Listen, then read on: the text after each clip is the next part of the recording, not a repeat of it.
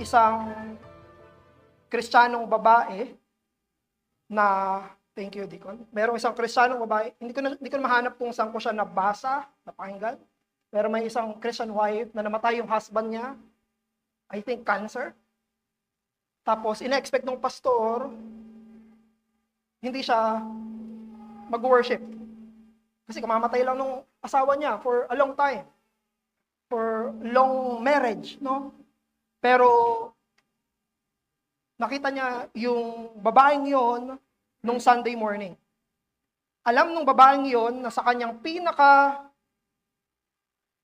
troublesome, mahirap na araw, sa kanyang evil day, na ang kailangan niya ay salita ng Panginoon. Na ang kailangan niya ay magsalita yung Diyos para sa kanya sa panahon ng nagdurusa siya. And dito sa Psalm na babasahin natin, that's the exact situation of the psalmist. Ang psalmist ay nagde-despair, he is in trouble, he is suffering, but as we have read and we will read, hindi niya kinalimutan yung salita ng Panginoon. Kaya tumayo tayo, basahin natin ang Psalm 119. Tayo ay nasa verse 81 na. We are on the letter Kaf. Verse 81 until verse 88. This is the word of the Lord. 81. My soul longs for your salvation. I hope in your word. My eyes long for your promise. I ask, when will you comfort me? For I have become like a wineskin in the smoke. Yet I have not forgotten your statutes. How long must your servant endure? When will you judge those who persecute me? The insolent have dug pitfalls for me. They do not live according to your law. All your commandments are sure. They persecute me with falsehood. Help me. 87. They have almost made an end of me on earth, but I have not forsaken your precepts. In your steadfast love, give me life. Ano yung purpose? That I may keep the testimonies of your mouth. Ito ang salita ng Panginoon. Makakaupo na po tayo. Okay, review. Review tayo.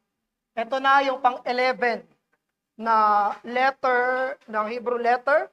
Sige nga, tignan natin kung kabisado nyo pa. After some hiatus. Ano yung unang letter ng Hebrew alphabet? Aleph, Beth, Gimel, Daleth, He, Vav or Wow, Zayin, Heth, Teth, yung last July, Yod. At ito ang pang-11, Kaf. Okay, 11th na. Ilan yung letters ng Hebrew alphabet? 22. So, good news, nasa kalahati na tayo. 11 out of 22. Meron na lang na natitirang 11. Okay. So, let's go sa Kaf dito sa text natin. Di ba dun sila? Sige, anyway. Ang background nitong text na ito, yung psalmist ay nagmo-move mula sa pag-delight sa Word of God, sa pagdepende sa Word of God, sa gitna ng kanyang suffering. Verse 81 to 82. No? Umaasa sa Diyos, pinipilit niyang umasa sa mga pangako ng Diyos sa kabila ng kanyang mabigat na mga suffering. He is physically, emotionally, and spiritually exhausted. Ito yung kalagayan ng psalmist natin. Pero ang remarkable dito sa stanza na to, 81 to 88, bawat iyak niya ng pagdurusa, palaging may kasamang confession ng Word of God. Okay? Panginoon, nagdurusa ako, it's Word of God. Panginoon, hirap-hirap na ako, Word of God. Palaging magkatambal. Palaging merong kasamang salita ng Panginoon kada tangis niya. Kada hinaing nitong psalmist na ito. Na kahit na parang may himatay na yung kaluluwa niya, pero ang pag-asa niya pa rin ay nasa sa salita ng Panginoon. Namumugto na yung mata niya, pero umaasa pa rin siya sa salita ng Panginoon. Nahihirapan siya, pero hindi niya nakakalimutan yung mga batas ng Panginoon. Kaya tinuturuan tayo dito sa psalm na ito, sa stanza na ito, na nagbabago yung sitwasyon, humihirap yung sitwasyon, there are evil days, there are hard days, there are dark days, that may change, no? Pero yung pagkapit natin sa salita ng Diyos ay hindi dapat nagbabago. Do not forget the word of God in times of trouble. Pag mo kakalimutan ang salita ng Panginoon, kapag naghihirap ka na, sa panahon na darating, na mababagabag ka, maguguluhan ka, mababalisa ka, darating yon. At sa panahon na nandun ka na sa kalagitnaan ng pagdurusang yon, huwag kang bibitiw sa salita ng Panginoon. Meron siya mga tanong. Ang daming tanong nung psalmist dito sa text natin. No, overwhelmed siya ng kanyang pagdurusa at napaka-honest niya sa Panginoon sa mga pagdurusa niya. To the point na talagang tinatanong niya sa Panginoon, kailan ba? Kailan ba titigil to? Yun yung sinasabi niya, when will you deliver me? Kailan mo ko ililigtas sa sitwasyon na to? Yun yung mismong tanong niya sa Panginoon. Tanong niya na kailan? Kailan ako makakaalwas dito sa sitwasyon na to? No?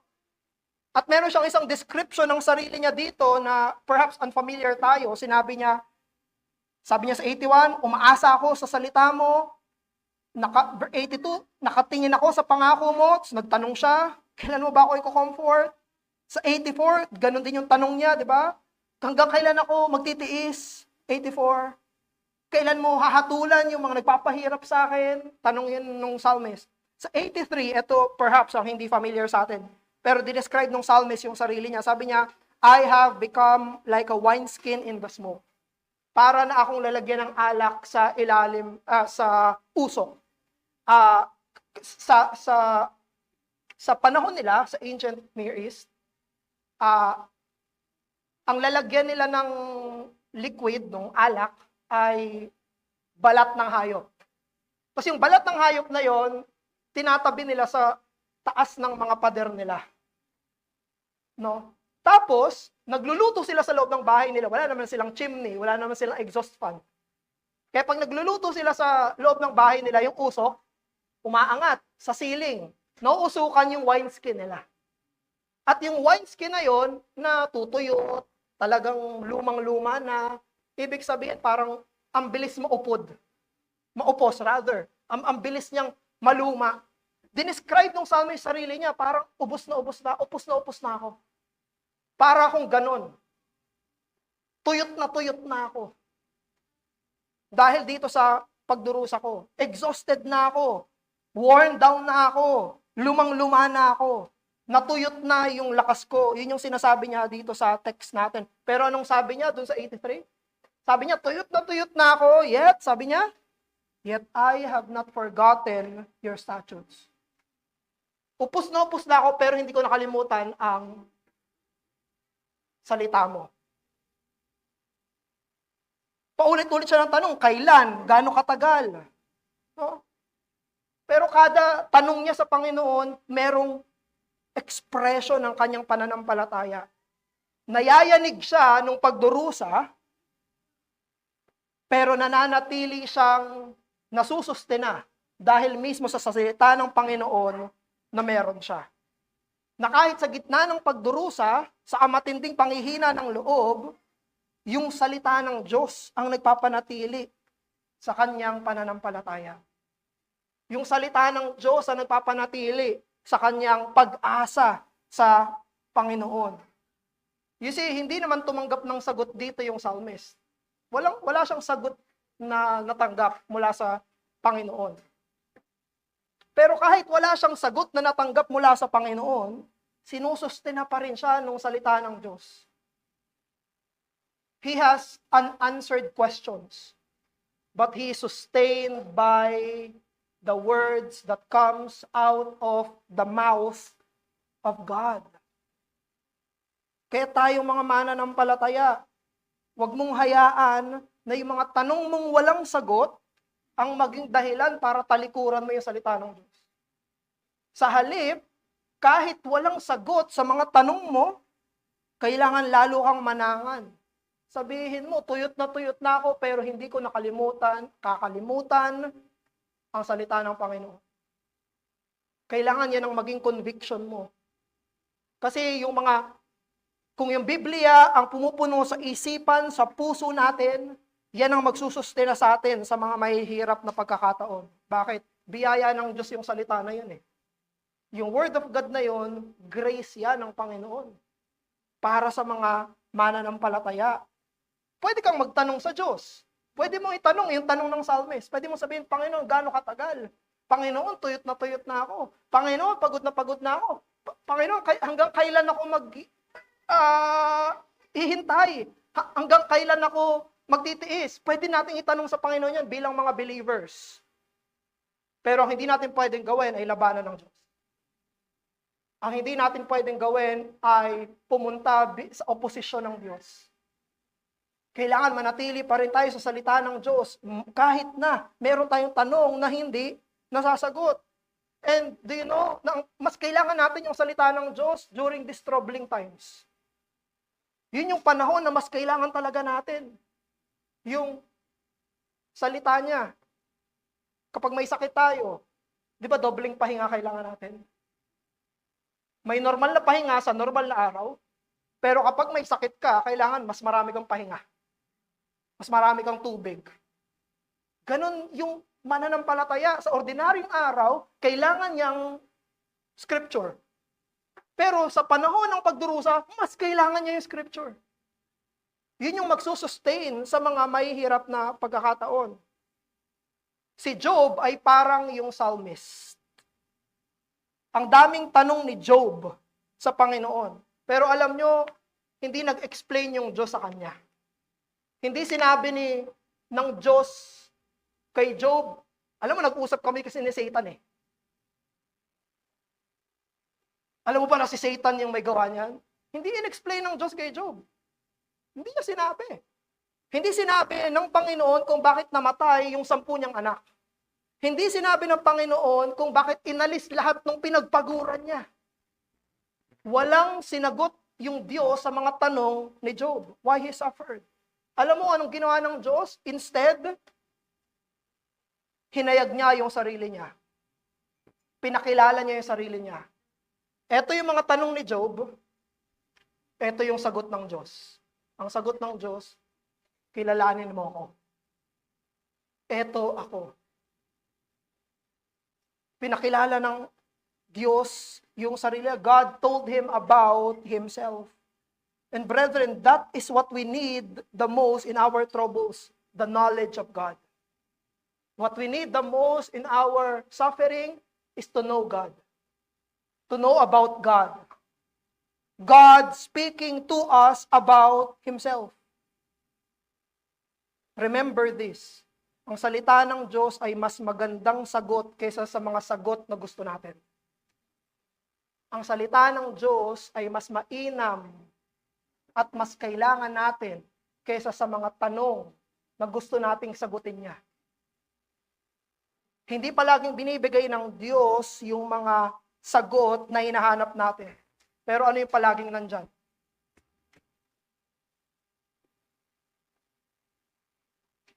Meron kang tanong, walang sagot. Pero ito palaging nandyan. Ito yung gusto ng Diyos na basahin mo, pagnilayan mo, i-contemplate natin.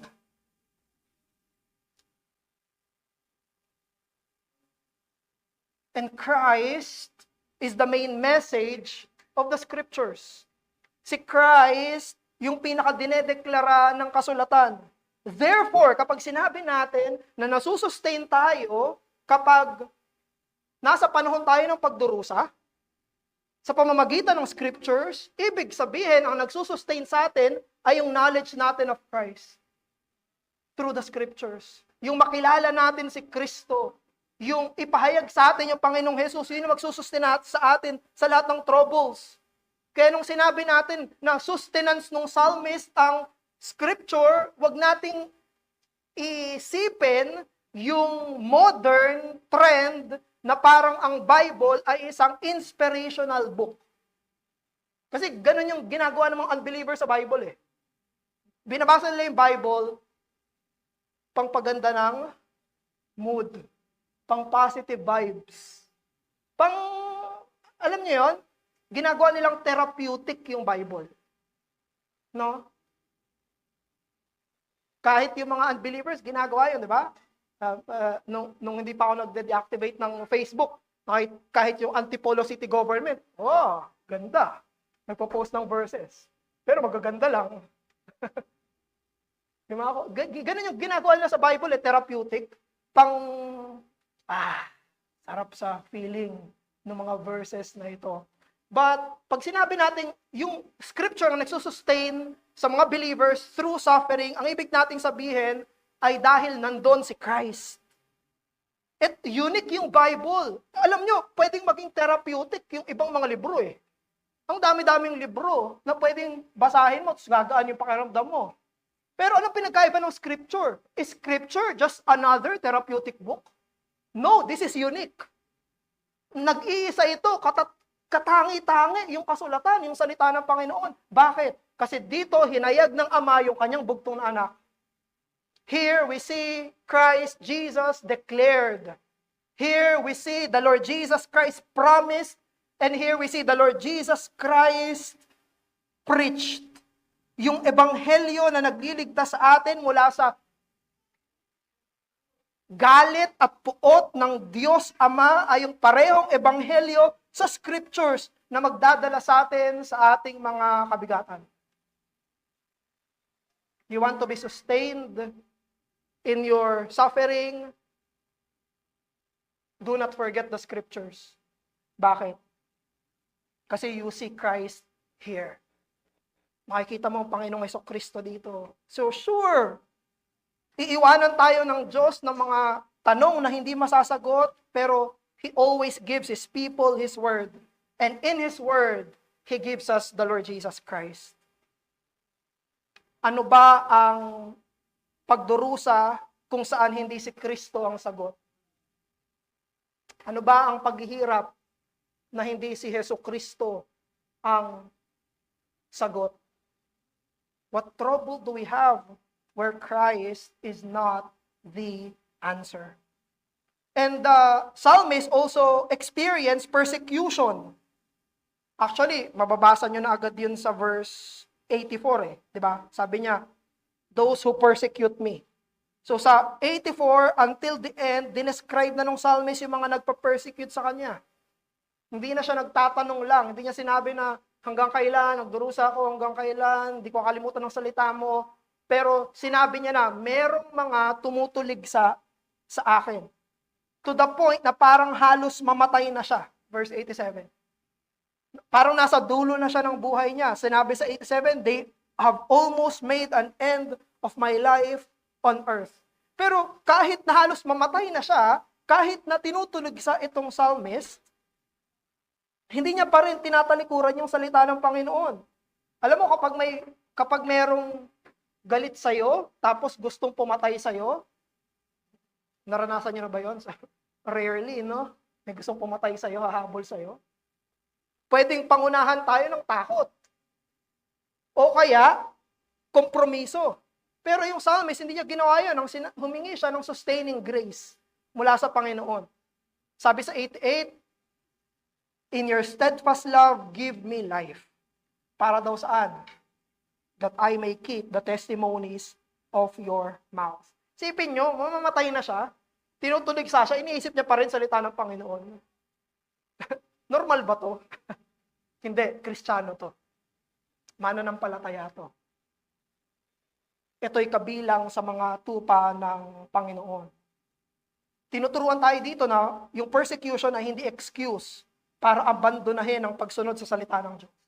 Persecution is never an excuse to abandon obedience to God's word. This is so remarkable.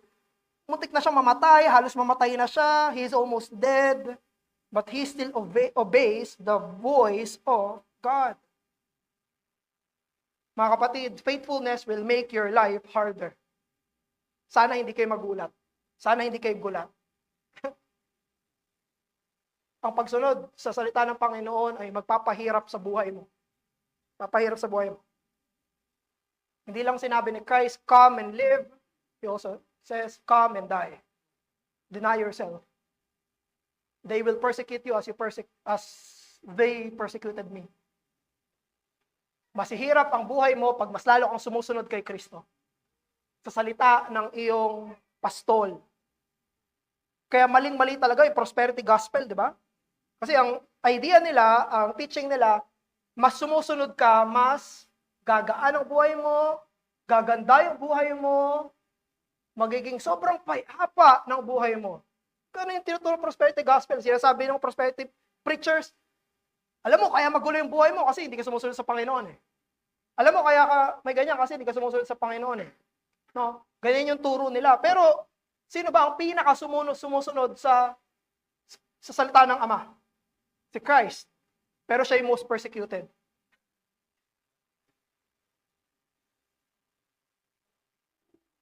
Brethren, life will become harder because of your obedience to the voice of your shepherd. But let the result be not your forsaking of the Word of God. Si Martin Luther ay humarap sa mga persecution. Pero sinabi niya sa harapan ng persecution, my conscience is held captive by the Word of God. Takot na takot si Luther. Pero ba't di siya bumitiw? Kasi yung konsensya niya nakatali sa salita ng Diyos. Mas malakas yung conviction niya kaysa sa takot niya.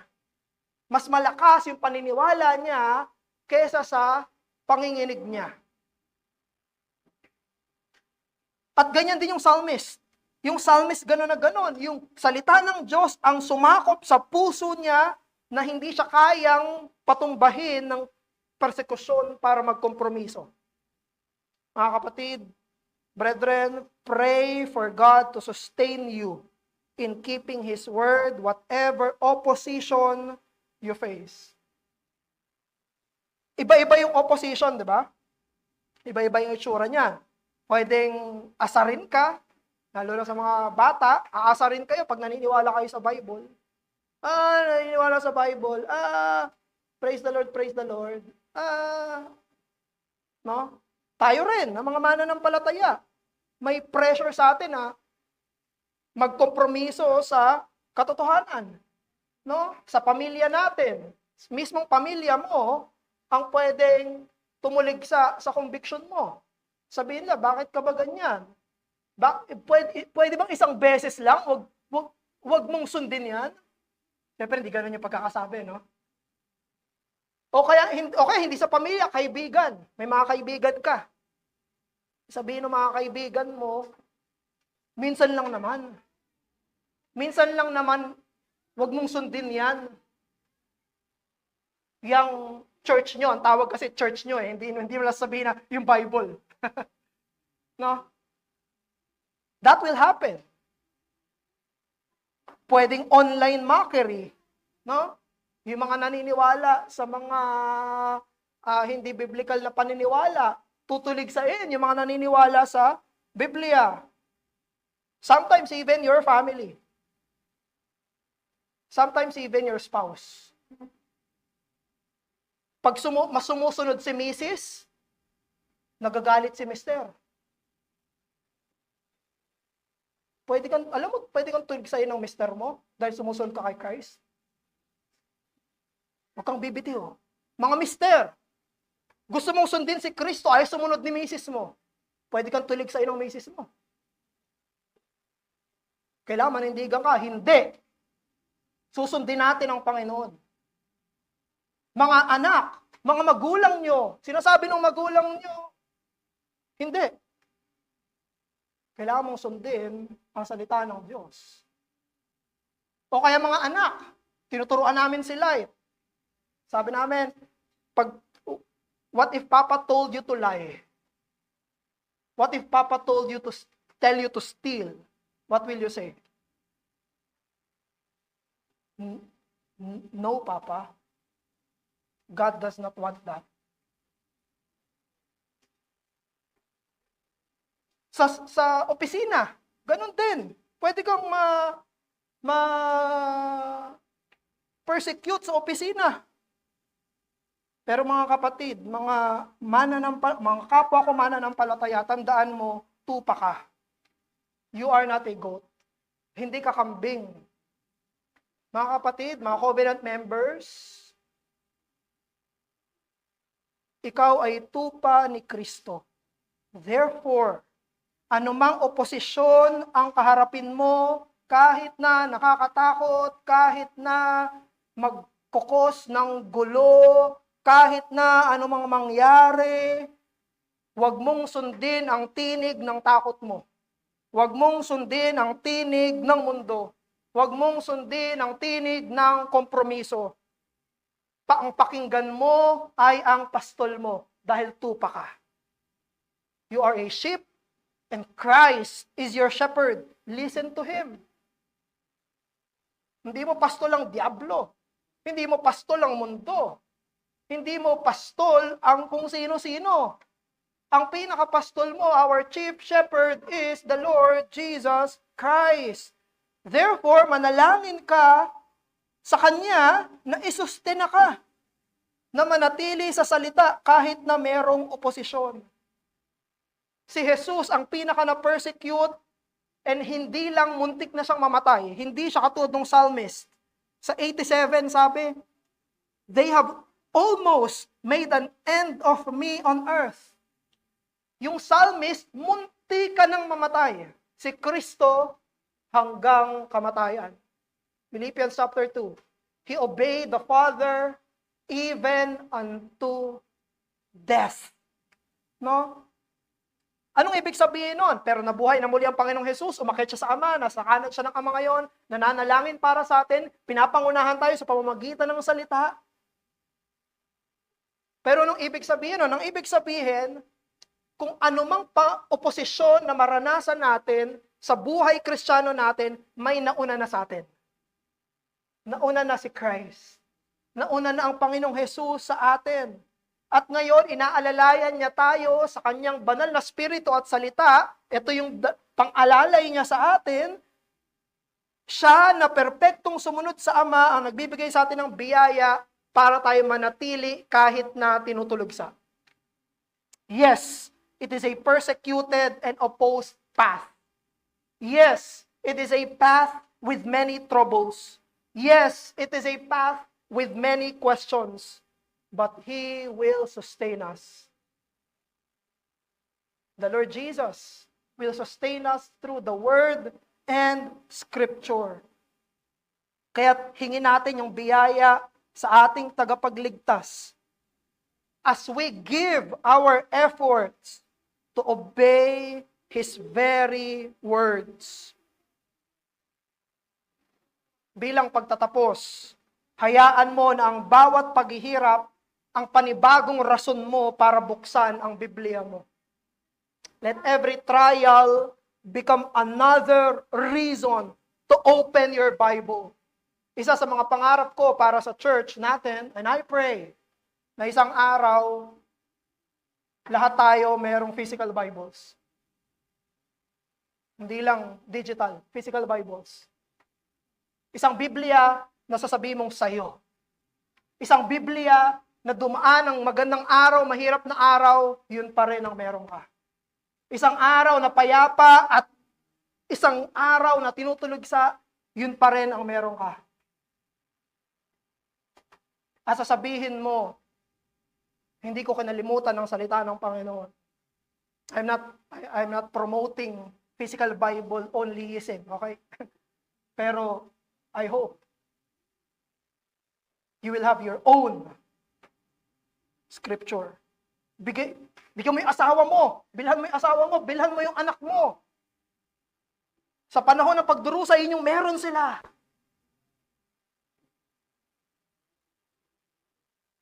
Na kapag pagod na yung puso mo, pumunta ka sa salita ng Panginoon. Kapag dumadami yung tanong mo, pumunta ka sa salita ng Panginoon. Na kapag tinutuligsa ka, Dahil sinusunod mo si Christ, tumakbo ka sa salita ng Panginoon. The safest place for a troubled believer is not a life without problems, but a life under the authority of Scriptures.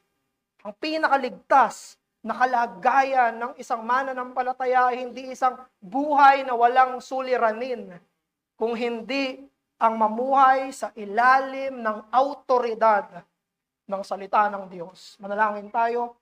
Ama namin, maraming salamat po sa salita mo, salamat po sa CAP, salamat po dito sa 81 hanggang 88 ng Psalm 119. Salamat po dahil kinausap po kami sa pamamagitan nito. Salamat po sa nagsusustento mong salita. At ngayon may mga naghihirap sa amin. Pero dahil nakarinig sila ng salita ng Diyos, sila'y nasusustena. Sustain us, Father. The path is hard. Life can become dark. But let your Scripture be the light and power and sustenance for our Christian life. Our Father, keep us and sanctify us in your word, for your word is truth. Papuri po sa iyo sa pangalan ni Jesus. Amen.